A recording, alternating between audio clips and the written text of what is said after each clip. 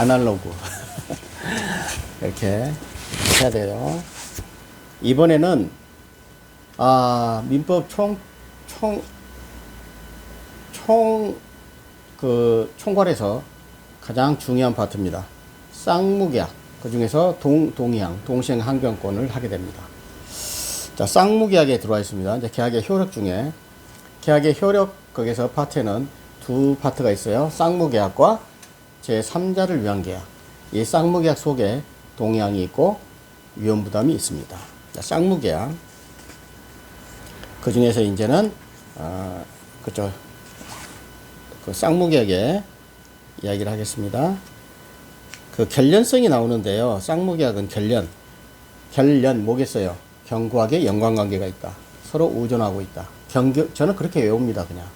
그 교수님들은, 그 신림동 그 강사 교수님들은 그렇게 설명을 안 하는데, 저는 일단 이야기로 견고하게 의존관계, 연관성이 있다. 결련성. 그래서 그 성립상의 결련성, 존속상의 결련성, 이행상의 결련성이 있는데, 여기서 가장 중요한 게 이행상의 결련성. 그러니까 이행을 할 때 서로 어떤 의존 관계가 있느냐, 이행을 할 때, 존속할 때 존속했느냐 소멸했느냐, 그 물건이, 아파트가, 부동산이, 이런 얘기입니다. 그래서 종속상의 결련성은 위험부담, 이행상의 결련성은 동의항, 이렇게 알고 계셔야 돼요. 이걸 알게 되면 뒤에 부분이 굉장히 수월해집니다. 자, 드디어 동시행 항변권. 말씀드렸듯이 채권자 취소권, 채권자 대위권과 더불어 동의항은 백발백중 반드시 알아셔야 됩니다. 536조 동의항, 동시행 항변권 1항. 쌍무계약의 당사자 일방은 상대방이 그 채무 이행을 제공할 때까지 자기 채무 이행을 거절할 수 있다. 그러나 상대방 채무가 변제기에 있지 아니할 때는 그러하지 아니한다. 그러니까 변제기에 있을 때 그런 얘기고. 그러니까 이제는 수준이 올라왔죠. 수험생 여러분. 조문을 읽을 때는 줄을 딱딱 꺼서 핵심 줄을 끌 수 있는 능력이 돼야 됩니다. 하여튼 변제기일 때 동의항이 있는 거예요. 변제기. 안 그럴 때는 변제기가 없는 거죠. 잠금 때 딱딱 변제기가 왔을 때 동의항이 있는 거예요.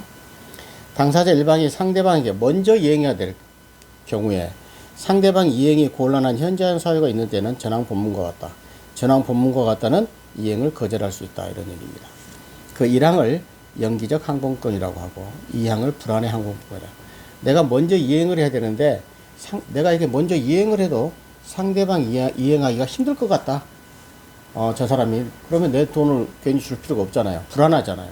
그러니까 그럴 때는 이행을 거절할 수가 있다. 그렇게 2항에 나와 있고, 그 다음에 연기한다는 거죠. 네가 이행을 제공할 때까지는 나는 거절한다. 이걸 동의항을 거절권, 이행을 지체, 저지요. 이렇게 쭉 나옵니다. 그래서 동의항, 단순 청구한 자가 이행을 거절할 수 있다.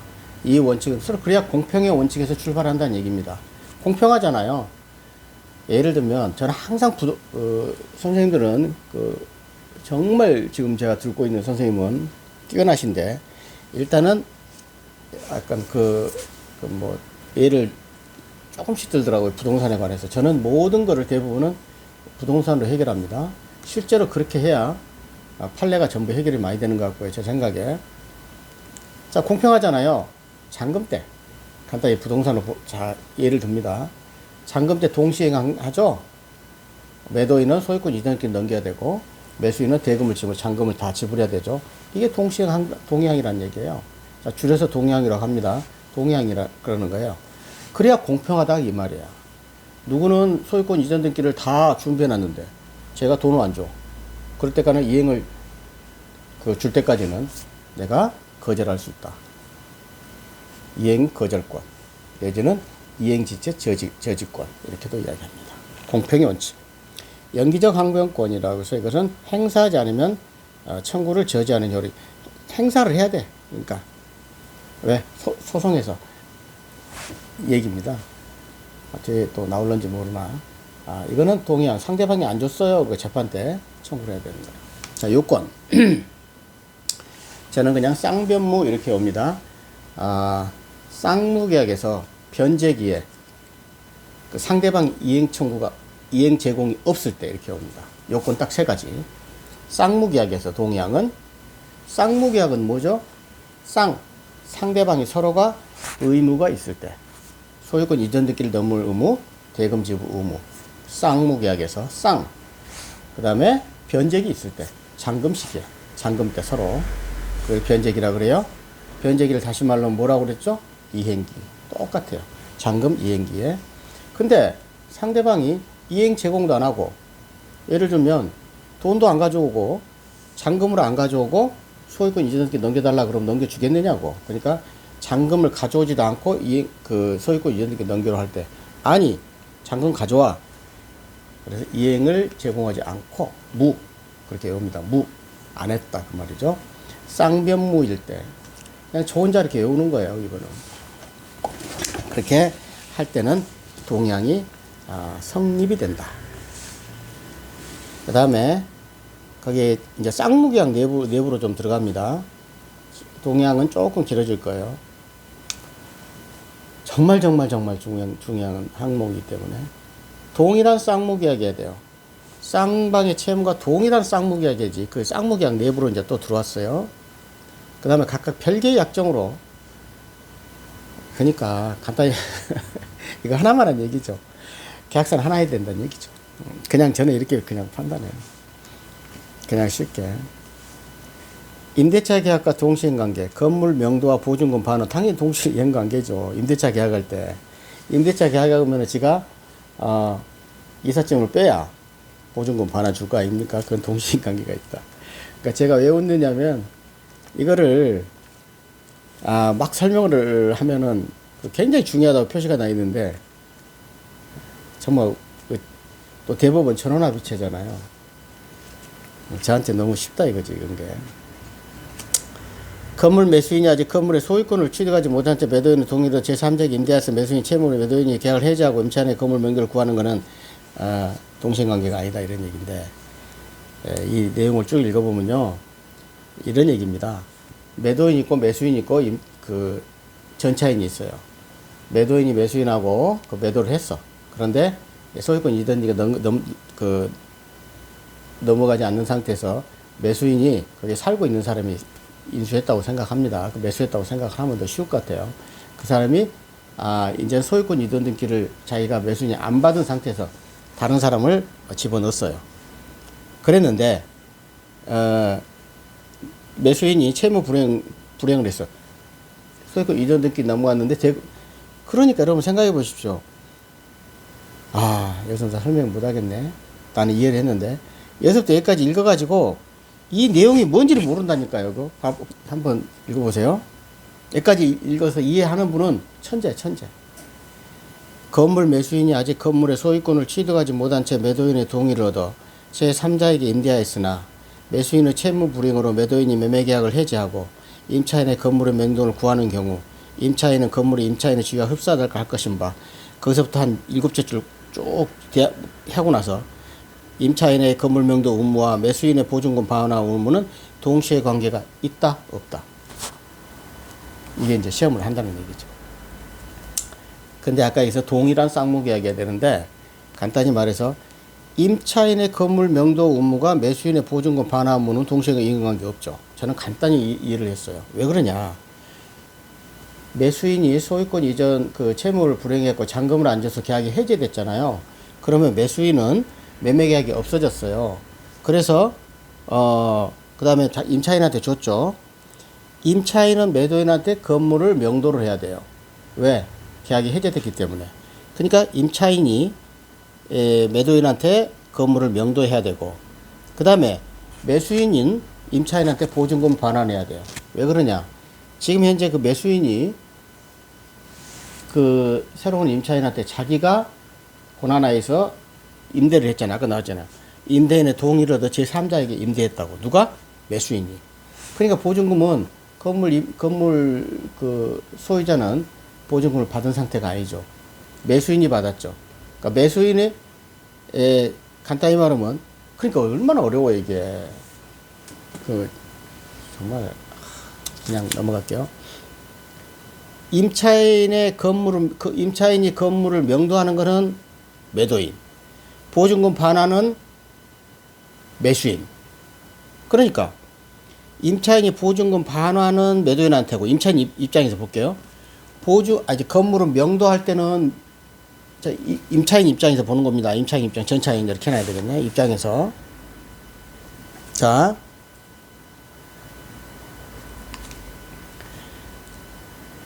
매도인, 매수인, 임차인 이렇게 써요. 임차인이 건물을 누구한테 줘야 되겠어요? 아니, 소유권이 안 넘어가 있으니까. 당연히 건물주한테 해야 되죠. 매도인한테. 근데 보증금은 누구한테 받아야 되겠어요?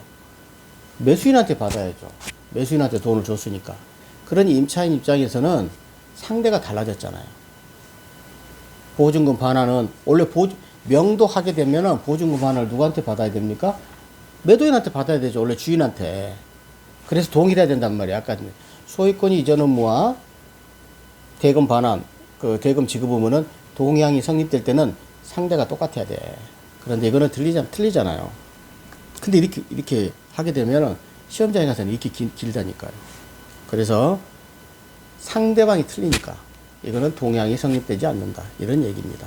자, 임차인의 건물 명도 의무가고, 그 다음에 보증금 반환받은 거는 매수인이고, 명도는 매도인이고. 이해 가셨죠? 그렇죠. 실은 이렇게 원래 공부를 하게 되면은요, 이 한 페이지만 갖고도 몇 시간씩을 하는 겁니다. 또 길어지니까 그냥. 그 다음에 대가적 채무가 존재해야 돼요. 쌍무계약 내에서 또 이야기하는 겁니다. 일단 아까 쌍변무 있죠. 쌍무계약, 변제기, 이행 제공이 없을 것. 그리고 돈 달라 그럴 때. 이런 얘기 하는 겁니다. 그런데 대가적 채무가 있어야 되는데, 대가가 있어야 되겠죠. 그런데 주된급부에만 해당되고, 부수적인 거는 안 된다. 자, 여기서 이런 얘기입니다. 동산의 경우는 인도하고 대금 지급. 쉽죠. 부동산일 때 소유권 이전된 경우 잔금 지급 의무. 아, 또 이게 중요한 거 나오는데요. 근데 이거를 어렵게 설명하시더라고. 근데 진짜 이거 이렇게 쉽게 설명해야 되는 거죠. 자, 동의항이 있는가 없는가 얘기입니다. 소유권 이전 등기 및 근저당 설정 등기 말소와 매수인의 대금 지무 및이죠. 및. 소유권 이전 등기하고 대금 지급 의무는 동의항인 건 알죠? 아, 돈을 줘야 소유권 넘겨주죠. 거기에 근데 밑이 플러스란 얘기예요. 근저당이 있어요. 내가 소유자인데 근저당이 있어. 그럼 저 사람이 돈을 가져와. 그럼 근저당을 말소시키고 넘겨줘야 되죠. 그 근저당을 그때 설명했잖아요. 근저당을 인수하게 되면은 이게 뭐겠어요? 이행인수인 거고. 근데 근저당을 인수 안 하게 되면 5억짜리면은 2억이 근저당에서 근저당을 말소시킨 하고 뭘 받아야 돼요? 5억을 받아야 되죠. 이걸 이렇게 어렵게 놨더라고. 소유권 이전 등기하고 근저당 말소 그거하고 플러스하고 대금 지급 의무하고는 동의의 관계다. 이게 또 나와요. 또 나와. 그 어마어마하게 중요하다고 나오는데 저한테는 좀 감사하죠. 이게 엄청 중요하다 그러면. 매도인의 소유권 등기 의무와 아울러라고 그랬어요. 여기서는. 아까는 및. 이걸 잘 동그라미 해놔야 돼요. 및, 아울러 이렇게 말하는데 플러스란 얘기예요. 플러스. 그래서 and란 말이에요. and. 오화가 아니고 영어로는 소유권 이전 등기 의무와 가압류 등기 말소 의무도 매수인의 대금지 의무와 동시인 관계가 있는 거죠. 그거 당연한 얘기죠. 내 건물에 내 아파트에 가압류 있어. 가압류를 삭제하고 소유권 이전 등기 서류를 해서 넘겨줘야 그 돈을 다 받죠. 그렇다는 얘기입니다. 그 다음에 당사자가 변경됐을 때는 당사자가 변경되면 어떻게 되겠어요? 동일성이 항상 중요한 겁니다. 동일성이 유지되게 되면 동시행항변권이 인정되는 거고 동일성이 유지되지 않으면 항상 동일성이에요. 동일이 안 되면은 동의항이 인정되지 않는 거. 자, 당사자가 변경됐는데 예를 들면 채권 양도나 채무 인사나 상속은 상속 그대로 변경이 없죠. 그 건물을 그대로 받는 거죠. 채권 양도, 채무 인수 이것도 여러분들은 안 했는데 동일성이에요. 동일한 채무를 양도하고 동일한 채무를 인수하고 양도하는 거죠. 그래서 그럴 때는 어떻게 한다? 동시행환경권이 인정된다. 쌍무계약의 동일성이 인정될 때 동의항이 인정된다. 그래서 이게 여러 개 나오는 경계는 동일성이 상실되므로 동의항이 인정되지 않는다. 경계라는 건 뭐냐면 채권자가 변경돼 버렸는데 구채무가 소멸되고 신채무가 신설되는 거예요. 그러니까 이럴 때는 동일성이 없어요. 그래서 동시행환경권도 없어진다. 본래의 급부가 손해배상 채권으로 변경됐을 때도 이때도 동일성이 인정되면 동의항이 인정되는 거예요. 그러니까 예를 들면 이런 거죠. 도급에 있다가 제가 아직 안 배웠는데 그 전에 했던 게 있으니까 도급인데 공사대금 채권과 공사대금 채권이 하자 보수가 안 돼가지고 손해배상 채권으로 변경돼 있어요. 그 손해배상 하자 보수와 손해배상 채권으로 변경됐을 때 그 용어로는 뭐 몰라도 이해하는 걸로는 그래서 손해배상 채권과 대금 지급 의무는 공사대금 지급 의무는 동시에 관계가 있다 이런 얘기는 안 나와 있습니다. 이따 나올 거니까 한참 뭐 한 며칠 후에 쌍방의 채무가 변제기에 있어야 되는 거죠. 그렇죠. 변제기는 뭐예요? 이행기. 너무 쉽죠. 잔금 때 소유권 이전 등기 서류를 주고 잔금을 준다 그런 얘기죠. 그 부동산 매매기에서 중도금 지급 후 피담보 채무 그 선이행 의무 이건데 선이행 의무가 있는 경우에는 동시행환경권이 인정되지 않죠. 왜? 먼저 이행하는 거 동의 그 하나만한 얘기죠. 하나만한 얘기하면 안 되는데 선이행 의무가 있을 때는 동시행환경권이 없죠. 동의항이 없죠. 먼저 이행하니까 항상 동시란 말이 있잖아요. 동시 해야 되니까. 그래서 부동산 매매에서 중도금 그 다음에 피담보 채무의 변제 의무가 선이행 의무라고 이렇게 나옵니다. 근데 이것도 외울 게 없어요. 당연히 잔금 때 계약금, 중도금, 잔금이 있으면은 중도금을 선이행해야 되죠. 잔금 때 먼저 이행이 해야 중도금을 이행을 해야 소유권을 넘겨줄 거 아니에요. 그 다음에 잔금까지 플러스해서 그래서 나중에 변제기 왔을 때는 중도금과 잔금과를 합해서 이걸 전부 동의항으로 몰아붙인다 이런 얘기가 나옵니다. 그러니까 중도금은 선이행 먼저 이행해야죠. 잔금 전에. 그 다음에 피담보 채무 변제 의무 이것도 어떻게 간단히 말하면 되게 쉬운데 피담보 채무라는 거는 근저당권에 계약을 할 거 아니에요. 예를 들면 은행에서 우리한테 나와요. 사무실로 그 근저당 계약서를 쓰는 겁니다. 그럴 때는 피담보 채무가 형성이 돼요. 플러스 그러고 나서 은행이 나중에 법무사를 통해서 어떻게 해야 됩니까? 등기를 하게 되죠. 저당권 등기. 그러니까 나중에 저당권을 말소하게 될 때는 어떻게 된다? 피담보 채무가 없어지면 저당권이 말소되는 거지. 그러니까 피담보 채무를 먼저 변제하는 게 선이행하는 거죠. 그래야 저당권 말소된다는 얘기예요. 여기는 설명이 없어요. 제가 설명하는 거예요. 간단히 말해서 피담보 채권, 채무 5억을 근저당 잡았으면은 5억을 먼저 변제를 해야 근저당 말소를 해준다 이런 얘기예요.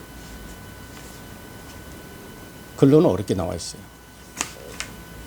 그 다음에 이제 그 원칙은 변제기에 있어야 되는 거고, 그 다음에 이제 예외적으로 아까 말씀한 대로 선이행한 것도 동시행환경권을 인정할 수 있는 거 선이행기지만 선이행 의무 있는 것이 중도금 지급을 안 했더라도 잠대금 지급이 도래해서 잠대금 소유권 인정은 동시행 관계가 있다. 그때부터 정인제책임을 지지 않는다.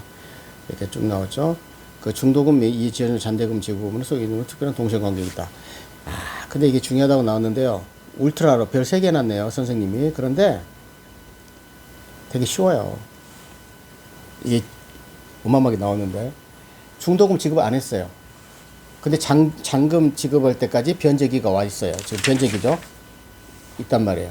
그러면 변제기라는 건 이행기가란 말이에요. 이행기. 이행기에 소유권 이전 등기하고 대금 지급이 동시행 관계죠? 그런데 중도금을 지급을 안 했단 말이야. 그럼 중도금 지급을 안 했죠? 그 중도금하고 잔금하고 합해서 돈을 지급한 의무. 그 다음에 소유권 이전 등기 넘길 의무. 이게 동시행 관계란 얘기예요. 그런데 간단히 말해서 또 깊이 들어가면 중도금을 지급 안 했기 때문에 안 했죠. 그럼 그 중간에 나와 있는 이자는 내야 될 거 아니에요. 안 냈으니까. 내야 될 거를 안 줬으니까. 하여튼 돈 내준 거에 그때부터 안 내잖아요. 이 민법에서는 그때부터 즉시 이자 발생해요. 그래서 그 중도금 및 지연세금 그 플러스 지연 손해금 플러스 잔대금 이거하고 중도금 이자 잔금 그거하고 대칭돼서 뭐요? 소유권 이전 등기 의무하고는 동시행 관계가 있다. 이거를 그렇게 어렵게 설명해 놨어요. 글로는 어려워요. 글로는. 그래서 이런 거를 선이행지체 이행 의무지만은 예외적으로 동시행 관계를 인정한다 이 말이에요. 이걸 불안의 항변권이에요. 아까는 연기적 항변권, 지금은 불안의 항변권. 세 번째 요건. 자기 채무의 이행 또는 이행을 제공하지 않고 청구한다. 그러니까 단순히 청구만 하는 거죠. 이렇게 해서 단순 이행 청구라고도 합니다만은. 그러니까 이거는 도급에서 아까 말했죠. 하자 보수에 가름한 손해배상 청구와 수급인의 공사대금 제공은 동시행 관계가 있다는 얘기죠. 그러니까 원래 하자를 건설하게 되면 무조건 하자가 발생하죠. 그럼 하자 보수해라. 근데 하자 보수를 안 해줘요. 그럼 그 손해배상 채권이 있겠죠? 그 하자 보수에 가름에다 동그라미 해야 돼요. 가름한 손해배상 채권과 그 다음에 공사대금 채권이 동시행 관계가 있다. 그렇죠? 간단하게 도급과 하도급 말하는 거, 수급 말하는 거예요. 공사를 맡겼어요. 설명 안 해도 알겠죠? 아주 중요합니다, 이거. 슈퍼 울트라 중요해요. 가름한 손해배상 채권. 하자 보수하고. 간단히 말해서 수급인은 하자 보수 책임이 있고 나는 공사대금을 줄 책임이 있어요. 그러면 네가 하자 보수를 하게 되면 내가 공사대금 줄게. 이게 동의항인데 하자 보수에 가름한 손해배상 채권.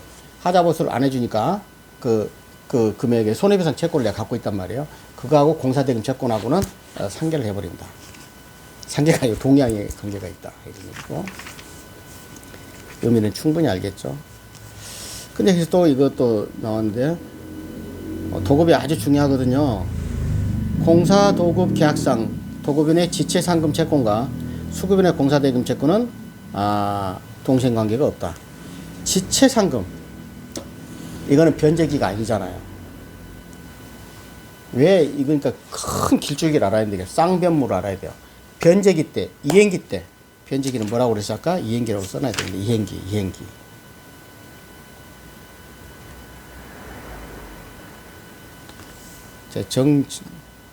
저 수험생이니까 정리하는 거예요. 해야 돼. 그러니까 이행기를 지났어. 지체상금이요. 지체했을 때 손해배상금을 지체상금이라고 그래요.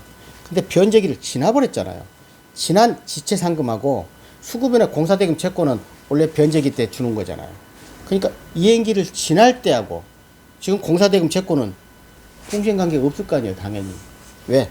동등해야 돼. 아까 동일하게. 동의항은. 동시행할 청구권. 동시이행 항변권이잖아. 그대로. 동의항. 그러니까 일단 동시행 관계가 없다.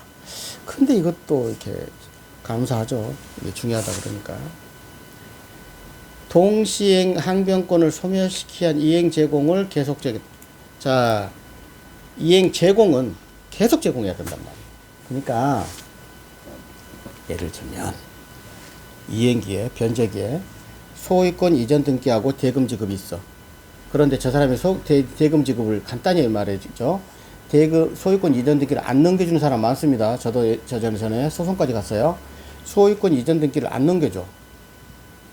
그러니까 대금을 지급을 갖고 얘기해야 될 거 아니에요? 청구를 해야 될 거 아니에요? 이걸 이행의 제공이라 그래요. 나 돈 가지고 있다. 그런 얘기야. 너 소유권 넘겨줘. 근데 한 번만 딱 하면은 이 사람이 의미가 없죠. 계속 제공해야 된다고 말이에요.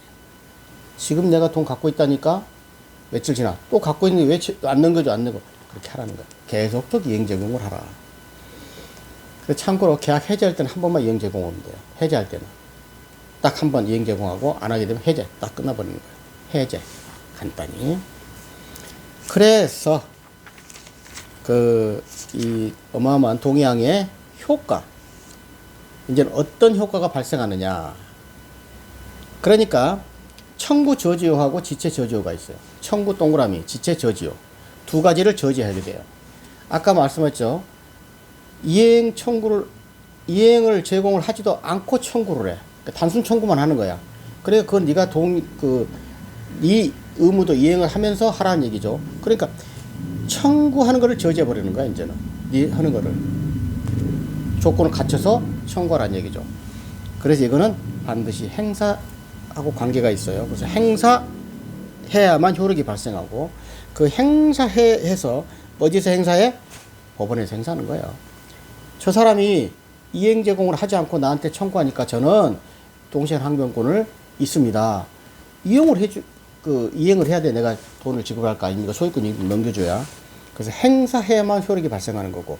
그래서 상환 급부 판결, 상환 이행 판결이라고 나오는데, 상환 서로 왔다 갔다 해라. 소유권 이전 등기하고 대금 지급. 이걸 어렵게 상환 이행 판결이라고 그래요. 그래서 이거를 행사해야만 발생한다.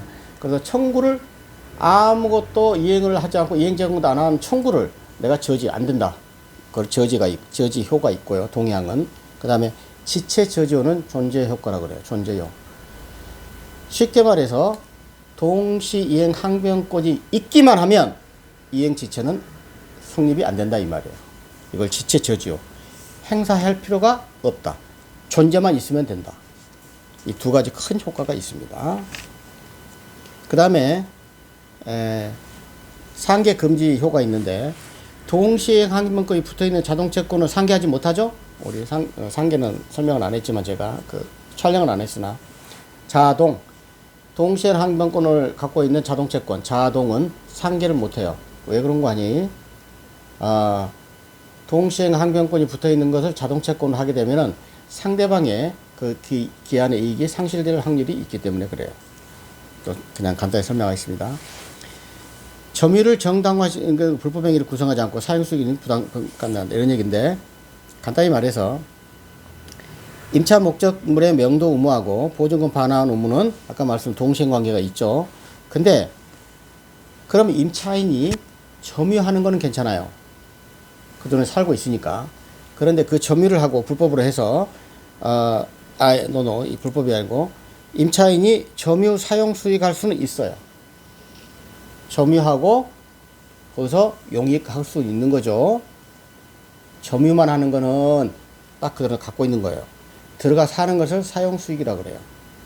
문짝 자물쇠로 잠궈놓은 것만도 점유예요. 점유라는 의미를 알아야 돼요. 남이 못 들어가게 내가 딱 잡고 있는 거, 이거 점유예요. 사용 수익은 들어가 사는 거예요. 그런데 임차인이 점유도 하면서 사용 수익을 할 때는 불법 점유라고 할 수 없으니까 손해배상 책임은 없는 거죠. 당연히 임차인이. 그러나 사용 수익을 했을 때, 들어가 살았을 때 차임은 내란 얘기죠. 너무나 당연한 얘기죠.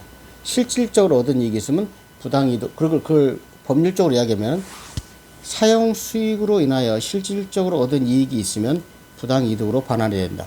부당이득이 차임이에요. 여기는 안 나와 있습니다. 그러니까 제가 이게 맞는지 틀린지는 난 모르겠어요. 그러나 이렇게 이해를 합니다. 왜? 자주 하겠지만 저도 수험생이니까. 그래서 이제는 그렇죠. 이게 동의하기 이렇게 어렵고 중요해서 그렇게 할 겁니다. 이제 동시행관계 확장. 아까 말씀대로 쌍변무가 아니어도 쌍무계약이나 변제기나 단순 청구 아니어도 이거 일단 동의항이 형성되는데, 이게 아니어도 확장해서 동시행 항변권을 동의항을 인정하는 사례가 있더라. 비쌍무계약. 쌍무계약은 아니에요. 비쌍무계약인데 그 법률적으로 해석해서 법원이 판단했을 때 고유 대가 관계가 있는 채무가 아니더라도 대가적 의미가 있거나 공평의 관점에 봐서 법률을 판사가 봤을 때 결론적으로 이행시킴이 마땅한 경우에는 동시행 항변권을 인정하겠다. 쌍무계약이 아닌데도 이런 판례가 있습니다. 또 계약의 무효 취소로 인한 부당이득의 반환 의무, 이것도 동시행 항변권이 있다. 그러니까 간단히 말하면은 쌍무계약이 무효가 되면은 전부 돈을 돌려줘야 되죠. 서로 반환해야 되죠.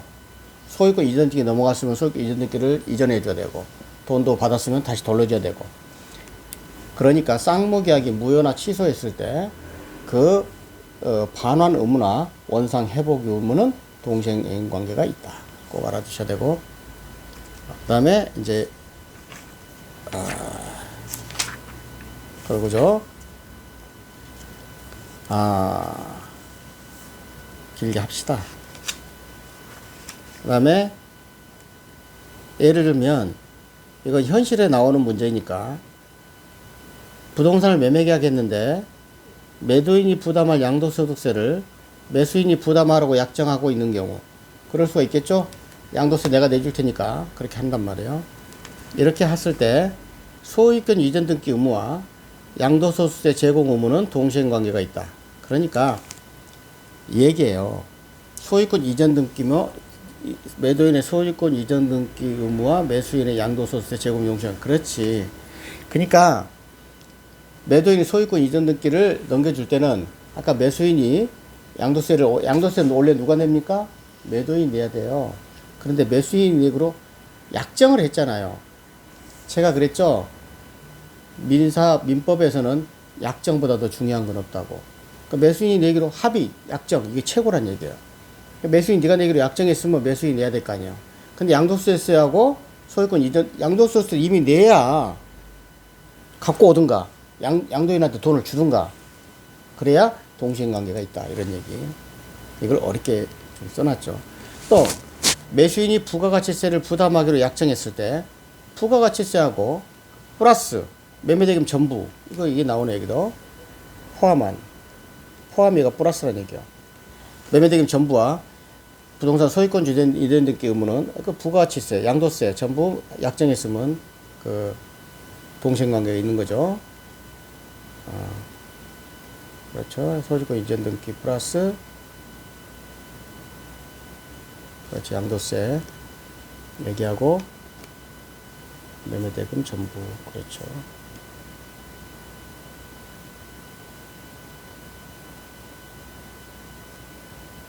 그렇죠. 이렇게 대금지구하고 양도소득세 그 제공 그 합해서는 동시행관계가 있는 것이다 그런 얘기고. 자, 동시이행관계를 워낙 중요하니까 계속 할 겁니다. 동시이행관계를 부정하는 것 이것도 굉장히 중요합니다. 이제 거의 끝나갑니다.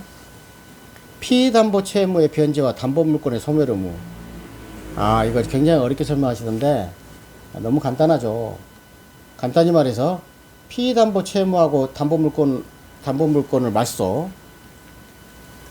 그렇죠. 피담보 채무과 담보물권의 소멸 이건 얘기인데 뭐 먼저 소멸해야 되겠어요? 아까 설명했는데 간단히 근저당 담보물권을 그냥 여기서는 근저당으로 보면 되는 겁니다. 내가 5억짜리를 아파트를 제공을 하고 근저당을 5억을 설정을 했어요. 그게 담보물권이에요. 그런데 그 전에 피담보 채무를 소멸을 해야 자 은행 입장에서 봤을 때 은행이 근저당권자입니다. 근데 채무를 먼저 돈을 갚아야 은행에다가 저당권을 소멸할 거 아니에요. 그게 피담보 채무 변제, 담보물권을 소멸 어느 게 먼저 해야 될 것이에요. 피담보 채무를 변제를 해야 담보물권을 소멸시켜주죠. 저당권을 말소시켜주죠. 그러니까 뭐다? 동시행관계가 아니죠. 뭘 먼저 한다? 피담보 채무의 변제가 먼저 하고 그 다음에 그러면은 담보물권을 소멸시켜준다는 얘기죠. 선행이죠. 그래서 선행은 원래는 그러니까 동의항이 아니죠. 자, 그 다음에 여기도 마찬가지입니다. 임차 보증금의 반환 의무와 임차권 등기의 말소 의무도 이것도 마찬가지죠. 이게 반환 의무가 이게 선행이죠. 이게 선행이란 말이에요. 그러니까 이게 1번, 이게 임차권 등기 2번 이렇게 나오는 거예요. 자, 무슨 얘기냐면 이거 넘어갈까? 너무 쉬운 엄청 중요하다고 나왔네. 임차권 등기 명령이라는 게 있어요. 여러분 법원에서 명령이라고 나오는 거는 그거는 굉장히 간략하게 해결하려고 그런 거예요. 소송을 하게 되면 판결하게 되면 길어지니까 임대인이 그 임대차 만기 때 돈을 안 내주게 되면 임차권 등기 명령을 신청합니다. 그러면 임차권 등기를 하게 돼요. 이건 빼도 박도 못해요. 그러니까 임대차 등기를 해놨는데 보증금 반환 의무하고 임대차 등기 말소 어떤 게 이 동의항이 아니라는 얘기요. 왜 동시행 항변권이 아니냐면은 임차권 등기 먼저 말소해야죠. 그래야 보증금 반환해 주는 거죠. 임차권 등기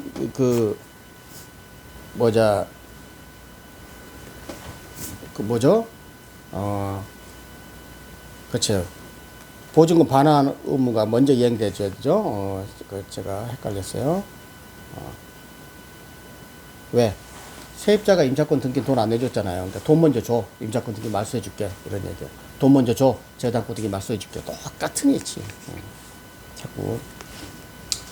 시간이 오래되다 보니까 제가.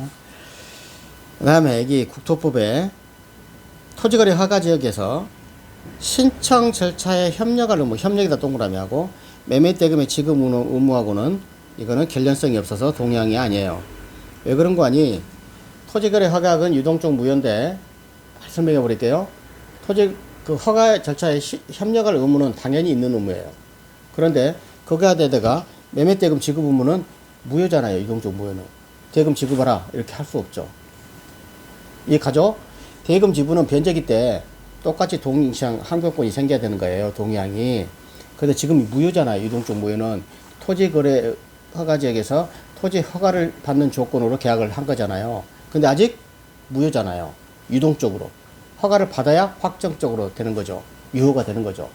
그러니까 허가를 못 받으면 확정적 무효가 되는 거고. 이해 가시죠? 그러니까 허가 절차에 협력해달라. 그거는 당연히 허가 절차에 협력이 돼야죠. 유동적 무효니까. 그런 의무하고 매매대금 청구하고는 전혀 상관이 없는 거죠. 이해 가시죠? 또 여기 나오는데, 이거는 이것만 가지고도 이제 다 그냥 끝내버리랍니다. 그냥 저는 이해를 했으니까 경매가 무효가 됐어요. 이 무효라는 게 중요해요. 경매가 무효가 됐으니까 결과적으로는 경매가 무효됐으니까 전부 다 돌려주고 막 해야 될 거 아니에요. 그래서 여기 나옵니다.